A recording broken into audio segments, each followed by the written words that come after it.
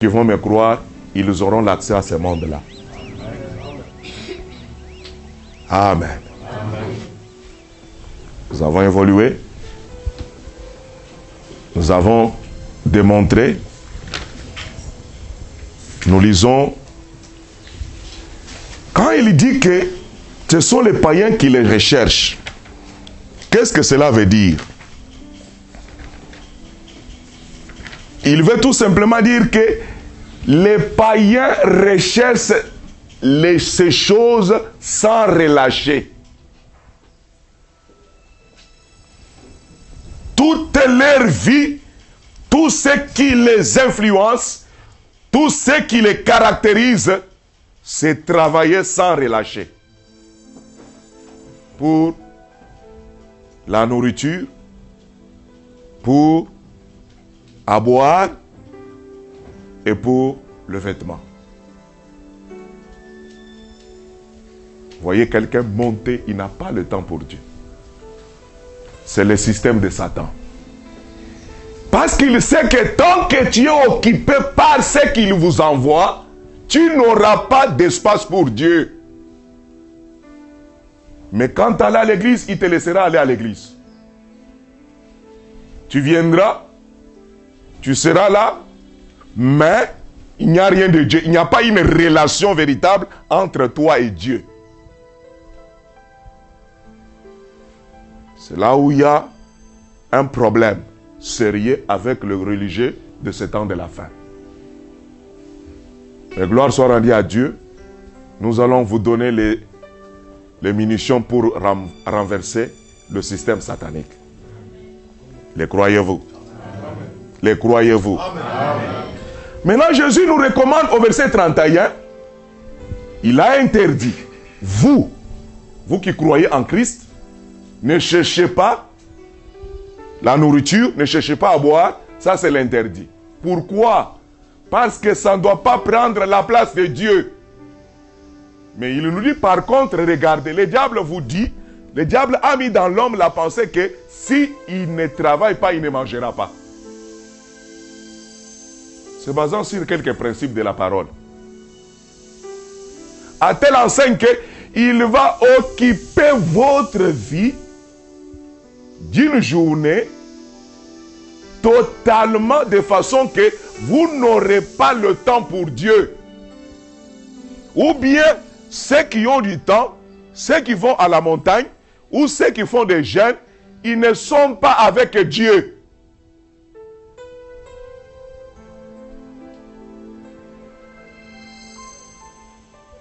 Gloire à Dieu. Qu'allons-nous faire? Suivons la recommandation. Et Jésus, après avoir démontré ce qui est interdit, dans la même prédication, il nous dit ce qu'il faut faire. Qu'est-ce qu'il faut faire? Il ajoute en disant, cherchez plutôt le royaume de Dieu. En d'autres termes, préoccupez-vous plutôt du royaume de Dieu. Pourquoi? Parce que quand vous vous occupez plus du royaume, les matériels viendront. C'est-à-dire, la nourriture ne manquera pas. Vous pouvez dire amen à ça? C'est pour toi que je prêche. La nourriture ne manquera pas. La nourriture, elle n'est pas spirituelle, elle est physique. Le pain quotidien, tu ne la manqueras pas. Amen. C'est ça. Il n'y a pas autre évangile que ce que je vous dis là. Il ne faut pas aller gêner pour la nourriture, mes amis. Aller gêner pour le travail, non. Suivez la prescription du Seigneur Jésus-Christ. Amen. Il dit, cherchez plutôt le royaume de Dieu. Et toutes ces choses vous seront données par-dessus. Mais qu'est-ce que Satan te dira? Non. Non. Il ne faut pas trop chercher le royaume. Toi, tu penses que si tu vas à l'église, là, tu vas manger? Il faut. Voyez-vous, mes chers amis? Amen. Donc, le diable te dira quoi? Il faut travailler plus. Tu vois, l'âge avance, Tu dois travailler pour la parcelle. Tu dois travailler pour ceci, ainsi de suite. Des programmes hein, en programme. Des programmes en programme. Et même les entrepreneurs ou les patrons, ils vont vous surcharger. Mais en augmentant un peu ce que vous appelez les heures supplémentaires. On augmente un peu les prix, le salaire. Et c'est un appât pour vous avoir complètement. Oh non, je dois travailler même les dimanches. Je dois aller au travail parce que je vais avoir cet argent-là. J'ai un projet. Et vous aurez multiples projets. Ça, c'est le système que le diable a amené. Jésus vient corriger ce système-là. Il dit, c'est les païens qui agissent ainsi. Mais vous, ne les faites pas. Parce que les deux préoccupations sont toujours opposées. Sont toujours opposées. Vous aurez des raisons. Pourquoi le mercredi, on n'a pas tout ce monde ici? Parce qu'il y a des raisons. Vous avez des raisons. Mais vous oubliez que la manière que les choses évoluent présentement, les décors sont en train d'être plantés, que bientôt la fin va arriver. C'est le moment où vous devez plus chercher Dieu. Les genres de morts que nous observons sur la terre présentement, est-ce que c'était comme ça dans les temps? Il y a des virus en virus. Ça ne peut pas réveiller votre conscience. C'était le moment où l'homme doit maintenant devenir plus sérieux. Parce que le travail restera. J'ai vu un monsieur là qui a laissé des immeubles et des immeubles. Ça restera. C'est resté. Vous travaillez pour simplement laisser. Mais quelle est maintenant sa destinée après la mort? Il y a une forte distraction qui a frappé les croyants aujourd'hui. Où ils font des choses avec beaucoup de légèreté. Mais réveillez-vous. Réveillez-vous, mes amis. Vous venez ici pour être nourris spirituellement. Comment tu peux rester toute une semaine sans être nourri? Comment tu vas vivre spirituellement? Tu es mort. Et quand on suit, c'est toujours des futilités. Non, les corps étaient malades. Vous ne savez pas qu'il faut aller dans la maison du Seigneur pour retrouver la guérison. Voyez-vous? Plus des efforts à fournir. Que Dieu nous aide. Qu'il nous vienne en aide. Amen, mes amis. Savez-vous, lorsqu'il avait convié ses amis, lorsqu'il a envoyé l'invitation à ses amis, il avait organisé le banquet, mais tous ses amis avaient trouvé l'excuse. Ils n'ont pas répondu parce que chacun avait une occupation. Il était occupé. Le maître a dit, alors comme ils ont refusé, allez dans les carrefours, prenez les brigands, contraignez-les à venir parce que j'ai déjà organisé la fête. Qu'ils viennent s'asseoir avec moi et consommer ce que j'ai préparé pour eux. Vous aurez toujours des excuses dans la vie. Les os me font mal, ou les jambes, ou ceci. Ce n'est pas ça la raison pour une chrétienne, pour un chrétien. Amen. Parce que le fait que tu agis ainsi, ça démontre que tu as le penchant vers le diable. Parce que l'arbre tombe du côté où il se penche. Amen. Nous n'avons que des penchants, des extrêmes, des préoccupations, mais qui s'opposent. Ils ne se croisent pas, ils s'opposent. Le diable, quand il s'est infiltré, il a imposé son système. Et son système, c'est la perversion. Nous travaillons plus pour le ventre. Mais nous travaillons moins pour l'âme. N'est-ce pas la vérité? Quand est-ce que vous allez vous réveiller pour prendre conscience que je dois faire l'équilibre de tout? Voilà pourquoi Jésus a dit, ne cherchez pas la nourriture, ne cherchez pas à boire, ne cherchez pas à manger, mais cherchez, on ajoute dans Matthieu, il dit, premièrement le royaume. Quand on ajoute premièrement, ça éclaircit maintenant l'affaire. Voyez-vous? Parce que quand vous cherchez, c'est-à-dire que Dieu doit avoir toujours sa première place. Si c'est une autre préoccupation, vous êtes un idolâtre. Vous adorez autre chose que le Dieu créateur du ciel et de la terre, mais sans le savoir. Frère Branham nous dit, beaucoup adoreront Satan dans les derniers jours, mais sans le savoir. Toi, tu penses qu'il viendra avec la tête bizarre? Non, non. En plaçant le travail en première position, vous adorez votre travail. En plaçant le mariage en première position, vous adorez votre mariage. Amen. Amen. Je vais dire ceci. Voyez-vous, mes chers amis. Or, la manière que Dieu nous a fait, quand on est préoccupé, c'est le seul moyen où nous amenons le pensée dans notre cœur. Où nous amenons les paroles dans notre cœur. Et quand les paroles se trouvent ancrées en nous, à ce moment-là, c'est fini. Même Dieu devient impuissant de changer votre parcours. Même Satan ne peut pas changer le parcours. Naturellement, je vous donne un exemple. Quand on plante une graine dans le sol, si cette graine-là ne pourrit pas, il n'y aura pas de développement. Mais si ça pourrit et que ça trouve simplement des racines, dès qu'il y a déjà des racines, c'est le signe de la vie. Que la graine va sortir. Même si un arbre est tombé, quand on avait travaillé le champ, il n'y avait rien. Et que l'arbre par erreur tombe par là. La semence a la puissance de défier même l'arbre. C'est-à-dire que c'est une puissance terrible, mes amis. La semence, elle est molle, hein, elle est douce, elle est tendre. Même les cailloux, la semence va défier la force du caillou. C'est-à-dire, cette loi agira toujours quand il y a déjà des racines. Voyez-vous, mes chers amis. Amen. Une fois que la parole tombe dans ton cœur et que tu as mené la parole dans ton cœur, c'est fini.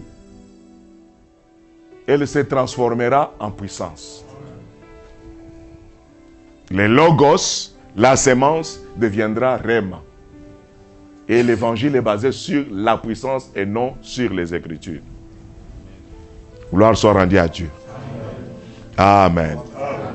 Mais qu'est-ce que le diable fait? Connaissant ces principes-ci, il sera là pour te dévier. Parce que c'est un pervertisseur. C'est un déviateur. La voie est là, mais il vient te dévier de la vraie voie. Et il va te laisser dans la voie où tu te sens des fois joyeux, mais ce sont des fausses joies. Des joies courtes. La véritable joie est dans le Seigneur. La véritable joie est dans la parole. Acceptez-vous tel que je vous le présente. Je cherche les mots ordinaires pour que vous me saisissiez. Amen. C'est pourquoi Jésus a frappé. Il a dit, à changer le système. Au lieu que le travail prenne la première place, au lieu que le commerce prenne la première place, au lieu que le mariage prenne la première place, au lieu que la santé prenne la première place, ou la maladie prenne la première place, au lieu que ta difficulté prenne la première place, prenez Dieu. C'est pourquoi il dit, cherchez premièrement le royaume de Dieu. Comment on cherche le royaume de Dieu? C'est quand on est préoccupé par la promesse. Amen. Chercher là, ce n'est pas fouiner, chercher comme vous avez perdu les drachmes, comme la femme qui avait perdu, elle a torchonné la maison, elle a fouillé dans les placards, elle a fouillé dans les armoires, partout. Non. Quand on dit de chercher, on te dit que toute ta vie, tu dois être préoccupé par le royaume de Dieu. Et on nous dit, le royaume de Dieu ne vient pas de manière à frapper les regards. Nous avons expliqué cela. En d'autres termes, le royaume ne vient pas de manière à l'observer de l'extérieur. C'est de l'intérieur. Gloire à Jésus. Amen. Amen. Amen. Mais qu'est-ce que vous allez faire? C'est pourquoi Matthieu dit, ne vous inquiétez pas de ce que vous allez manger. Ne vous inquiétez pas de ce que vous allez vous vêtir. N'est-ce pas celui qui a revêtu la fleur du champ, le lys, qui ne sème ni ne moissonne? Lui ne peut pas s'aimer, il ne peut pas moissonner. Mais Dieu l'habille. Ne le fera-t-il pas pour toi? Le diable te dira non, ne faites pas confiance dans les principes que Dieu te dit maintenant. Faites confiance dans le parcours normal des choses. Mais nous, qu'est-ce que nous devons faire? Renversons. Est-ce que tu peux renverser maintenant? Amen. Acclamons le Seigneur pour cela.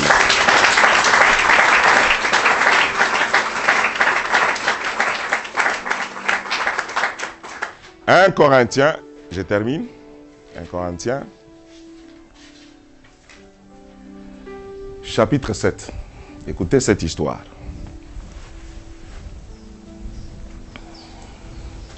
Versets 37 et 33. Je lis à la manière de l'esprit. Vous me donnez vos oreilles? Amen. Ceci concerne et les mariés et ceux qui vont se marier. Je prends la traduction parole de vie.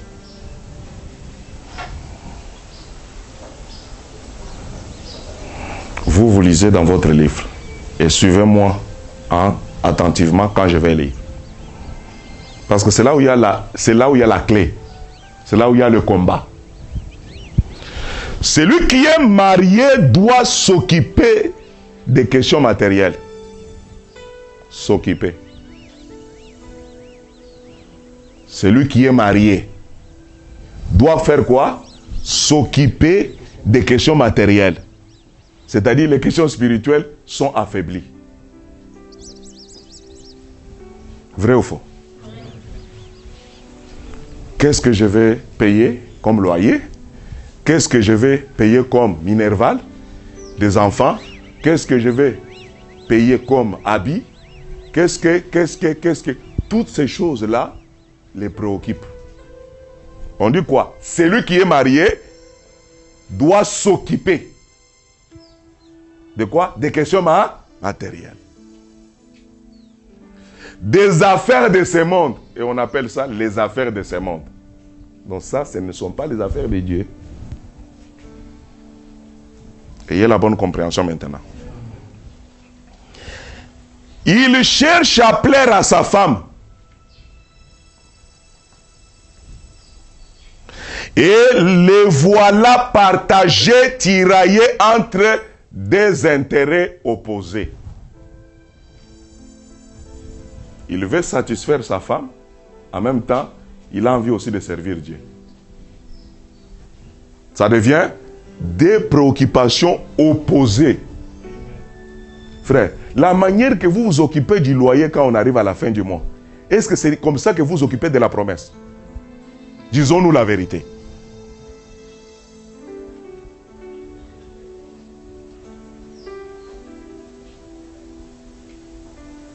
Toi, maman qui allait, la manière que tu t'occupes du lait pour ton enfant, est-ce que c'est comme ça que tu te préoccupes de la promesse de Dieu?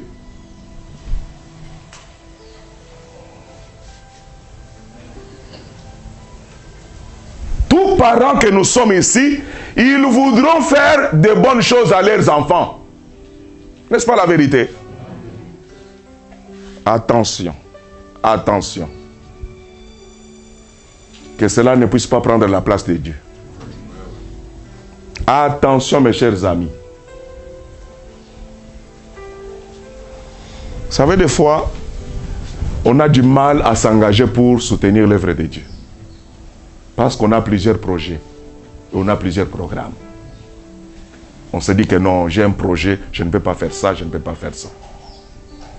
Que Dieu vous aide par cette interpellation. Écoutez-moi attentivement. Les voilà partagés, tiraillés entre les deux intérêts opposés. Or, chaque fois que l'homme est devant deux voies, il fait toujours un mauvais choix. Adam devant deux voies, il s'est penché des mauvais côtés. Tel que nous sommes comme Adam. Quand nous nous retrouvons devant deux voies, nous ne saurons pas prendre une bonne décision et choisir les côtés qu'il faut. L'homme a toujours un penchant vers le mal. À cause de la chair. Parce que la chair, notre chair, est l'allié de Satan. Voilà pourquoi il dit que marchez selon l'esprit. Quand vous marchez selon la chair, vous accomplissez les œuvres de la chair. Satan nous a liés là. Il nous a gardés là. De façon que toute notre vie, dans une journée, 90% ou 95%, c'est pris par des choses charnelles que les choses de Dieu. Voire même 99%.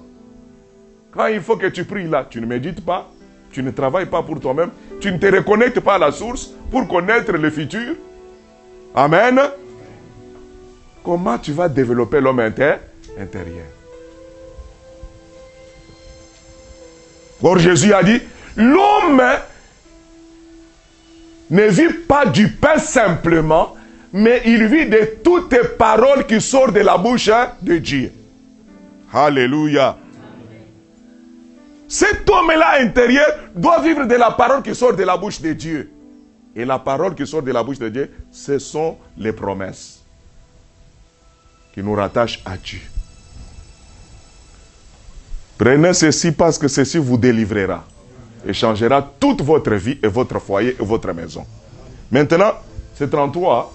Je vais maintenant au verset 31. Je vous ai dit, je lis à la manière de Bossoft. 31 dit ceci. Bref, que tous ceux qui sont engagés dans les affaires de ce monde en vivent détachés. Ah, ça c'est la recommandation.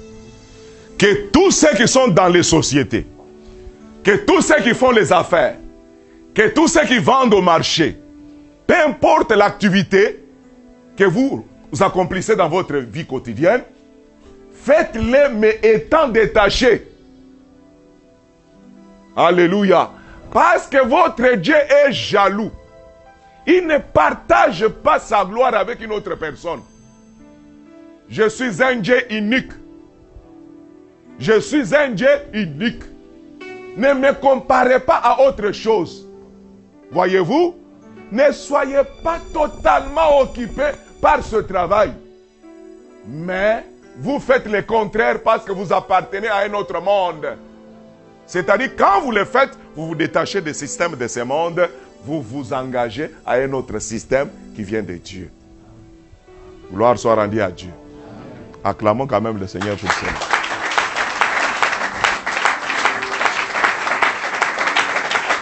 Vous voyez, j'insiste pourquoi? Parce que c'est là où nous avons les échecs. C'est là où nous avons les échecs. Pourquoi nos prières ne sont-ils pas exaucées? C'est là où il y a le problème. Il continue, il dit, ceux qui sont engagés dans les affaires de ce monde en vivent détachés et que ceux qui jouissent de ces biens apprennent à s'en passer. Vous pensez que si je ne m'en passais pas, je viendrais servir Dieu? Il y a des choses que je dois éliminer dans ma vie pour que je puisse faire la volonté parfaite, acceptable de Dieu. Car la figure de ce monde passe.